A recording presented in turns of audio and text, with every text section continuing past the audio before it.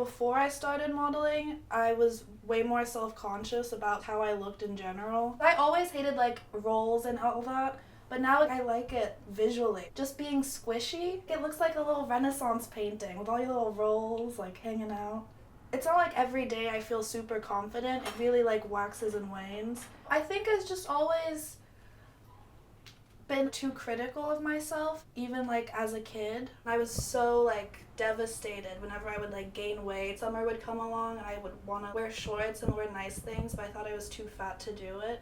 Growing up and being the only brown kid in a lot of schools, I remember like wanting to straighten my hair from like 3rd grade on. So I always had this idea you have to be like super skinny, super white, and that's pretty. So I was born in Mozambique, and that's where my mom's family is from. Then we moved to London, and then we moved to Maryland, and then we moved to Honduras, and then back to Maryland. So I really never hung out with anybody. I never really had much of a social life. Most of my mental health memories started in middle school, which is when I started cutting. It started when we moved back to Maryland from Honduras. It was jarring because just the school was so huge. So I just got so overwhelmed by the class sizes, and I had been like just really insecure about my own appearance and just myself in general. And I also would be so hyper aware of people looking at me, so I would just go to the bathroom and I just sit in the bathroom and just like look at myself. For most of the day I was just like trying to fix my face in the bathroom mirror and be like, this is gonna fix it. I didn't like me, basically. I would go to like 2 classes, maybe. The whole day I was just like, no one can see me until I look okay. And I never would look okay. They were horrible times because I would just lock myself in my bedroom and I wouldn't get out. And my parents would be like, you have to go to school, like you have to do it. Like I was so bad at actually talking about my feelings. The self-loathing of you're ruining everything. You can't even go to school. Feeling something other than sad, even if it was like cutting myself open, was better than nothing. And then other times it was because like I hated myself so much that I was like, you suck, and then doing it. I was nervous basically every day, constantly thinking like nobody likes you. I was probably like the most insecure at my skinniest. I remember at some point my grandma told me I had thunder thighs, and it really stuck with me. And now it's so funny because it's like the whole like thick thighs, ooh, like it's a hot thing. But I always wanted really skinny legs, so I thought that if I just wore like really oversized clothes, people would think that I was like skinny inside of them, which really did not work out at all. So I really like wearing dresses now just because it's so pretty, like it makes you feel like, oh. So yeah, in high school I made all these really intense friendships. Things kind of went really far downhill after I started hanging out with them. All we would do was skip school and just do a bunch of drugs. Just got kind of old after a while. Always being high, disappointing my parents so consistently, and like having them be legitimately worried every time I would leave the house. That's when they found me like an alternative school. Just the fact that it was smaller, I didn't feel so nervous going to school. So I think that's when things started to get better. I think a lot of my like self-confidence started coming up when I was in the city and I found all these actual body positive girls on Instagram. And I would see their pictures and I was like, she's so pretty and her stomach is out. Like she has like these rolls out, but I still think she's so pretty. So then I started thinking, like, if I think she's attractive and she has what I consider to be flaws on myself, then maybe, like, they aren't actually flaws. Because that was, like, a really big thing for me. Just never seeing fat as beautiful until it was on someone else. And then I realized that even on me, it's nice. And now I just don't think I'm too fat for anything.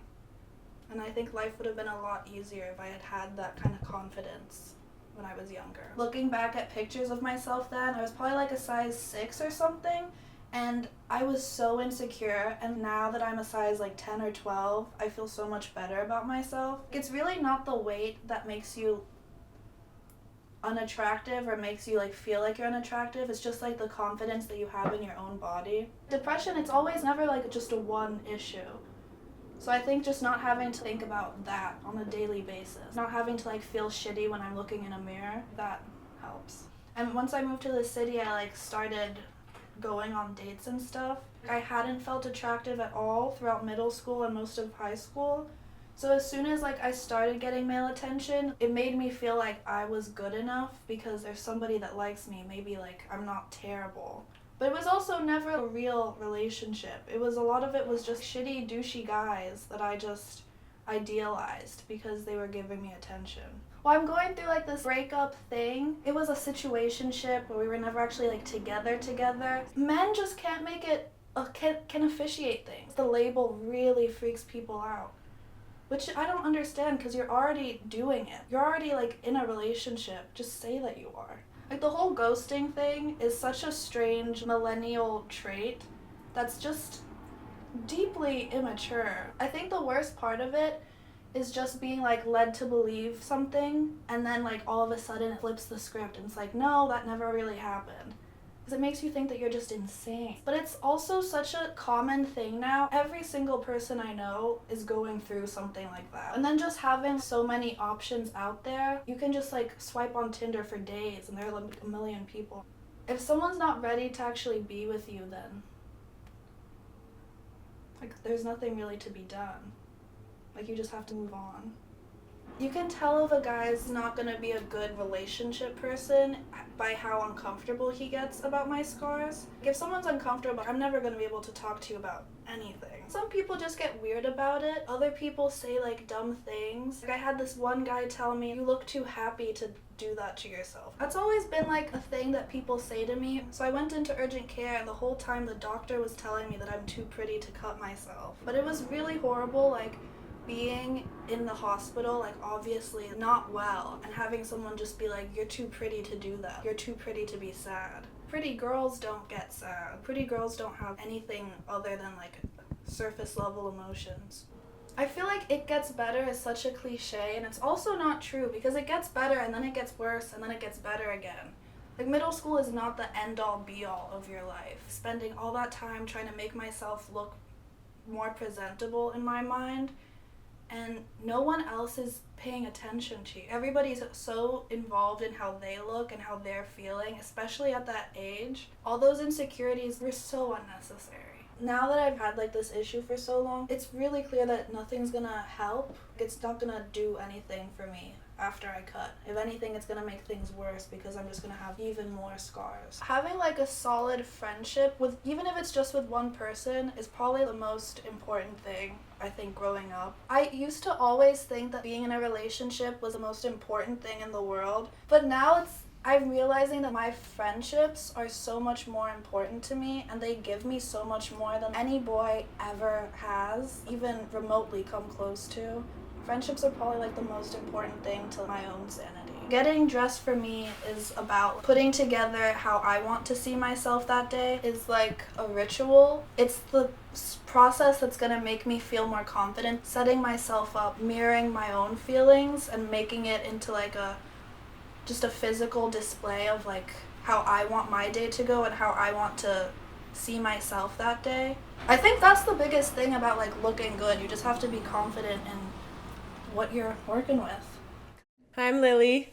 And I'm Elisa, Lily's mom. And we're the creators of StyleLikeU. Do you want to talk a little bit about our sponsor?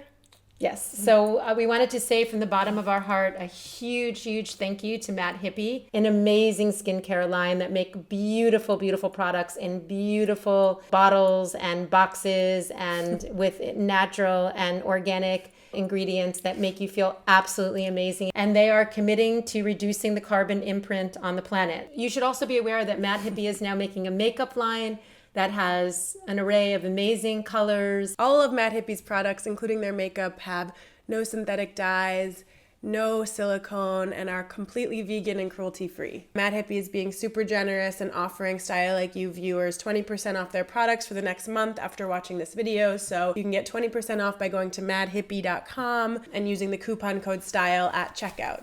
And if you are inspired by our message of self-acceptance, it would be so amazing if you could help spread the word by subscribing to our YouTube channel, joining us on Patreon, sharing this episode. And don't forget to ring the bell so you can be notified when we have a new video. There's many, many coming up.